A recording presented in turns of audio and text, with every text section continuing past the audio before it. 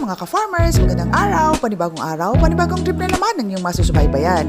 Ngayong umaga mga ka-farmers, nag-crave ang malay nyo ng miswa. Sakto, may natirang ulam pa kagabi na pritong manok at isda. Kulang na lang ay patola at miswa.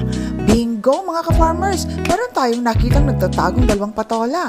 Masarap na lutuin ang mura pang patola, tamang-tama na itong pang-ulam ngayong agahan. Kung hanap nyo ay healthy at masarap, isama nyo na sa menu ang patola.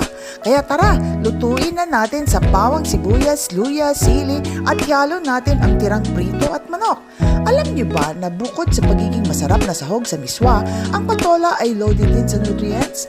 Mayaman ito sa vitamin C, perfect para palakasin ang ating immune system. Hindi rin pauhuli sa fiber, kaya naman maganda ito para sa ating digestion. Ang patola ay hindi lang basta-basta gulay, may taglay din itong vitamin A na maganda para sa ating mata at balat. At para sa mga health conscious dyan, low in calories pa ito.